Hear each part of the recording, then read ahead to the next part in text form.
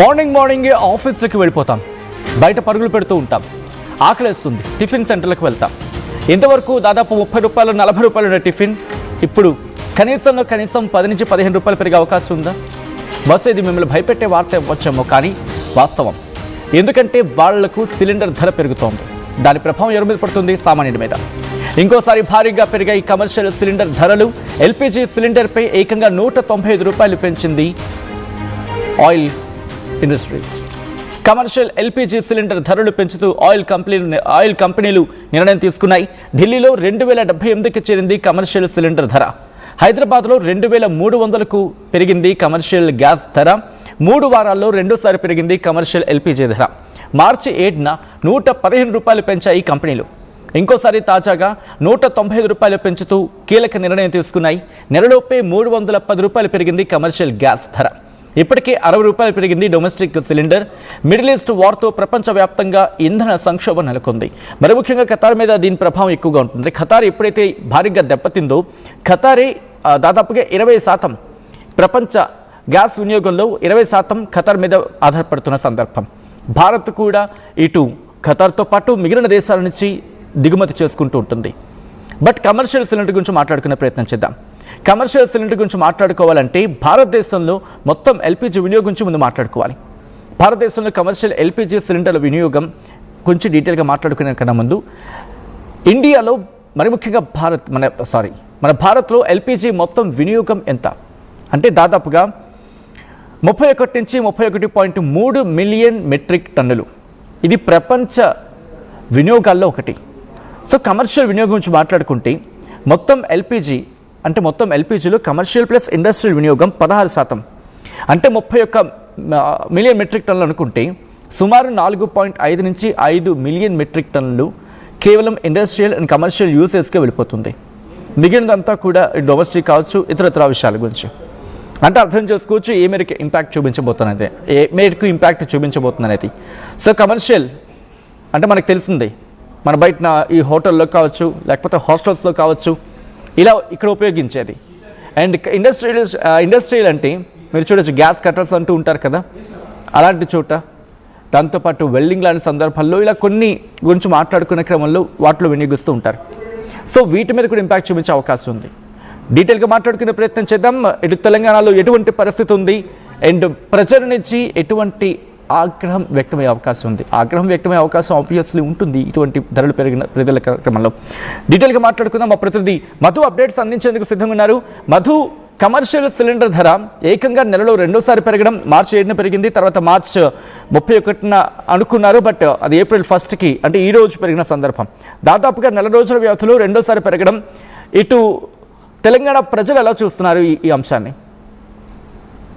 Effect ప్రపంచవ్యాప్తంగా ఉంది, దాంట్లో ముఖ్యంగా భారత్ పైన కూడా మనం చూస్తాం. కమర్షియల్ సిలిండర్లు మొదట్లో రేట్లు పెరిగాయి, అందుబాటులో లేవు. ఇప్పటికే బయట గ్యాస్ కి సంబంధించినటువంటి విషయాన్ని డొమెస్టిక్ కూడా బుక్ చేసుకోవడానికి పరిమితి పెంచినటువంటి పరిస్థితి, ఆ రోజుల పరిమితి. ఇక కమర్షియల్ అయితే ఆల్రెడీ అందుబాటులో లేక అనేక హోటళ్లు హైదరాబాద్ లో మూతపడిపోయాయి. అక్కడ ఆల్రెడీ బోర్డ్స్ దర్శనం ఇస్తున్నాయి హోటల్స్ ముందు. కమర్షియల్ సిలిండర్స్ అందుబాటులో లేనందువల్ల కొన్ని రోజుల వరకు హోటల్ అందుబాటులో ఉండదు, తర్వాత తిరిగి తెరుచుకుంటుంది అనేటువంటి కనిపిస్తా ఉంది. దాంతో పాటు కొన్ని హోటల్స్ మేనేజ్ చేస్తున్నప్పటికీ కూడా ఒక్కొక్క ఐటమ్ పైన 10 రూపాయలు ఎక్స్ట్రా తీసుకుంటున్నారు. మనం ఇడ్లీ ఆర్డర్ ఇచ్చినా, దోశ ఆర్డర్ ఇచ్చినా, లేకపోతే మీల్స్ ఆర్డర్ ఇచ్చినా, ఇంకేది ఆర్డర్ ఇచ్చినా, ఫుడ్ ఆర్డర్ ఒక 10 రూపీస్ ఈచ్ ఆర్డర్ పైన 10 రూపీస్ ఛార్జ్ చేస్తున్నారు. అంటే అది కస్టమర్ల దగ్గర నుంచి వసూలు చేస్తా ఉన్నటువంటి సిచ్యువేషన్. అయినప్పటికీ కూడా మళ్ళీ ఇప్పుడు రేట్లు పెరిగాయి. ఎల్పీజీకి సంబంధించినటువంటి కమర్షియల్ 195 రూపాయలు పెంచడం అనేటువంటిది కమర్షియల్ సిలిండర్ పైన ఖచ్చితంగా ప్రజలపైనే భారం పడే అవకాశం ఉంది. మనం చూస్తున్న మిడిల్ ఈస్ట్ వార్కి సంబంధించి గ్యాస్ కొరత ఉంది, పెట్రోల్ కొరత ఉంది, డీజిల్ కొరత ఉంది. ఇదన్నీ కూడా ఆటోమేటిక్ గా రవాణా రంగంతో పాటు కస్టమర్ల పైన పెద్ద ఎత్తున భారం పడేటువంటి అవకాశం ఉంది. అంతా ట్రాన్స్పోర్టేషన్ కి సంబంధించిన లింకే కాబట్టి ఈ తీవ్రమైనటువంటి ఇబ్బంది పెరిగి హైదరాబాద్ లో ఇప్పుడు 2300 రూపాయలకు పెరిగినటువంటి సిచ్యువేషన్. కమర్షియల్ గ్యాస్ 3 వారాల్లోనే 2 సార్లు పెరిగింది. 3 వారాల్లోనే ఇంత ఎఫెక్ట్ ఉంటే యుద్ధానికి సంబంధించి ఇంకా ఒక క్లారిటీ రాలేదు, తీవ్రత పెరుగుతా ఉంది. అక్కడ ఈ 3 దేశాలకు సంబంధించిన మధ్యన ఎవరు తగ్గడానికి సిద్ధంగా లేరు, అమెరికా, ఇరాన్, ఇజ్రాయెల్. సో ఆ ఎఫెక్ట్ ప్రపంచ దేశాలపైన పడుతుంది. ముఖ్యంగా 140 కోట్ల జనాభాతో తొలికిసలాడుతున్నటువంటి భారత్ పైన ఈ ప్రభావం ఎక్కువగా ఉండే అవకాశం ఉంది. మనం పెట్రోల్, డీజిల్, ఎల్పిజి గ్యాస్ పైన ఆధారపడి భారత్ నడుస్తా ఉంది. సో ప్రత్యామ్నాయ మార్గాల వైపు వెళ్లాల్సిన అవసరం ఉంది ఈ రోజు ప్రపంచం. సో దాన్ని గుర్తిస్తా ఉన్నారు. ఈ గ్యాస్ కొరత రాగానే హైదరాబాద్ లో ఇండక్షన్ స్టవ్ల కొనుగోలు కూడా పెరిగింది. ఎగ్జాంపుల్, అవుట్ ఆఫ్ స్టాక్ ఉంది, ఆన్లైన్ లో బుక్ చేద్దామన్నా, స్టోర్కి వెళ్ళి తీసుకుందామన్నా, బికాస్ ఈ ఎల్పిజి కొరత వల్లనే. ఆల్రెడీ పెట్రోల్ బంకుల్లో లభించేటువంటి ఎల్పిజి, సిఎన్జి ఈ కొరత ఉంది. వాహనాలకు సంబంధించి కార్లు, ఆటోలు, నిత్యావసరంగా రవాణా చేసేటువంటి కొన్ని ప్రత్యేక వాహనాలకు సంబంధించి. సో ఇది ప్రజలపైన కూడా భారం పడే అవకాశం ఉంది. కమర్షియల్ సంబంధించినటువంటి దానిపైన, ముఖ్యంగా హోటల్ రంగం పైన, పెద్ద పెద్ద హోటల్స్ రంగం పైన తీవ్ర ప్రభావం పడే అవకాశం ఉంది. ఎంత ప్రభావం పడ్డా ఈ రేట్లు మాత్రం కస్టమర్ల నుంచే వసూలు చేస్తా ఉన్నటువంటి సిచ్యువేషన్ ఉంది.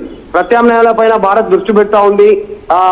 నౌకలు అక్కడి నుంచి ఎల్పిజి, గ్యాస్, తర్వాత పెట్రోల్, డీజిల్ వాహన నౌకలు భారత్ కు చేరుకుంటున్నాయని చెప్తున్నా, కాస్త ఈ మిడిల్ ఈస్ట్ వార్ వల్ల తీవ్ర ప్రభావం ఉండే అవకాశం ఉంది. ఇప్పటికే నరేంద్ర మోడీ స్టేట్మెంట్ చేశారు, ఒక కీలక స్టేట్మెంట్. తర్వాత రాష్ట్ర ముఖ్యమంత్రులతో మాట్లాడారు, అప్రమత్తంగా ఉండాలి, కరోనా లాంటి ఒక విపత్కర పరిస్థితిని భారత్ ఎదుర్కోవడానికి అన్ని రాష్ట్రాలు అందరూ సిద్ధంగా ఉండాలనేటువంటి స్టేట్మెంట్. ఖచ్చితంగా రేపు ఫ్యూచర్ లో మళ్ళీ ఈ ఎఫెక్ట్ పడే అవకాశం చాలా స్పష్టంగా కనిపిస్తా ఉంది. కొంచెం సుదీర్ఘంగా ఈ ఎఫెక్ట్ పడే అవకాశం చాలా స్పష్టంగా ఉంది. సత్యం, మధు, ఐ రిక్వెస్ట్ ఒక్కసారి మీ లైన్లో ఉండే ప్రయత్నం చేయండి. ఒకసారి బ్రేక్ డౌన్గా మాట్లాడుకునే ప్రయత్నం చేద్దాం. అంటే భారతదేశం ఎవరి మీద, అంటే ఏ దేశం నుంచి దిగుమతి చేసుకుంటూ ఉంటుంది, ఎంత పర్సెంటేజ్లో దిగుమతి చేసుకుంటూ ఉంటుంది, అసలు ఎందుకు పెరుగుతోంది, ఇంకా పెరిగే అవకాశం ఉందా, దాంతోపాటు ఇంకా అంచనాలు ఏంటి, వీటి గురించి మాట్లాడుకునే ప్రయత్నం చేద్దాం.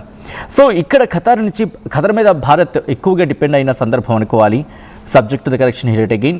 ఇంకా ఖతార్ నుంచి 45 నుంచి 50% మనం అక్కడే, అంటే ఒక విధంగా చెప్పాలంటే మేజర్ షేర్ మనకి ఖతార్ నుంచి ఉంది. దాని తర్వాత యుఎస్ నుంచి 15 to 20% మనం అక్కడి నుంచి దిగుమతి చేసుకుంటాం.